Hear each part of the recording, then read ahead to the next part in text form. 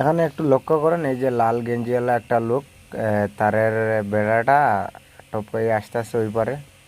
তো ওর উদ্দেশ্যটা কি একটু দেখি আমরা, আপনারা সম্পূর্ণ ভিডিওটি দেখবেন। তো এই লোকটা দেখতেছি গাড়ির ভিতরে ঢুকতেছে। আমি প্রথমে ভাবছিলাম মনে হয় গাড়িতে কোনো কিছু নিবে নাকি।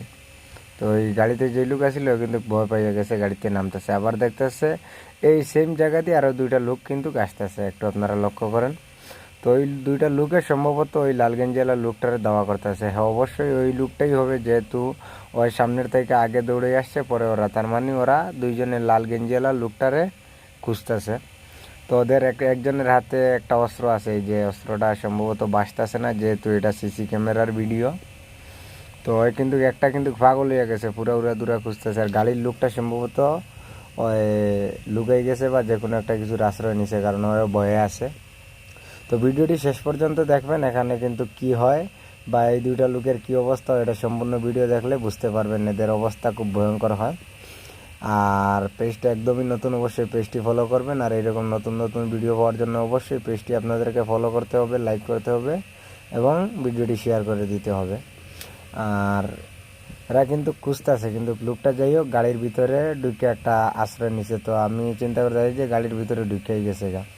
তো আমার মনে হয় সম্ভবত একটা জিনিস কি, ওই গাড়িগুলার সামনের দিক দিয়ে বাইরনির যে কোনো একটা রাস্তা আছে, কারণ বিদেশের গাড়িগুলো অনেক ধরনের সিস্টেম থাকে যেগুলো আমাদের বাংলাদেশের গাড়িতে অহরহ থাকে না। একটা কাভার ভ্যানের ভিতরে ঢুকলে আর সামনে দিয়ে বাইরে দিব। তো এই গাড়িটার সম্ভবত ভিতরে একটা রাস্তা আছে।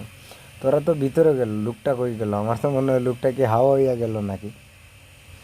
তো ভালো কইরা খুঁজ বাবারা, লোক পাইবি না। লোক কিন্তু অন্য রাস্তা, বিকল্প রাস্তা লোকে লইয়া লইছে, তোরা ভালো কইরা খুঁজালো, লোক কিন্তু পাইবি না।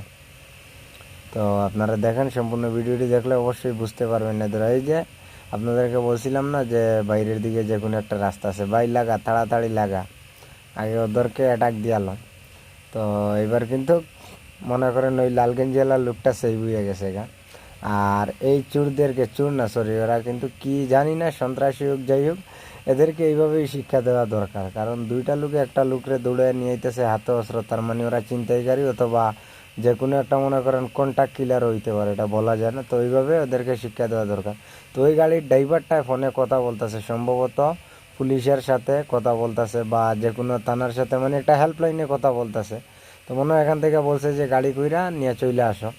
তো ওই কিন্তু গাড়ি এবার টান দিতেছে। এবার শালারা বুঝ ঠেলাটা কেমনে সামনে, এবার পুরা ভয়ে আছে। ওই কিন্তু আর ডালা ধরেও নাই, ওই কিন্তু সরাসরি আগে এদেরকে নিয়ে যাইতেছে আপনার থানার দিকে সম্ভবত। আর অবশ্যই ভিডিওটি কেমন লাগলো কমেন্ট করে জানাবেন। আর এরকম ভিডিও পাওয়ার জন্য পেজটি ফলো করে দিবেন। আসসালামু আলাইকুম।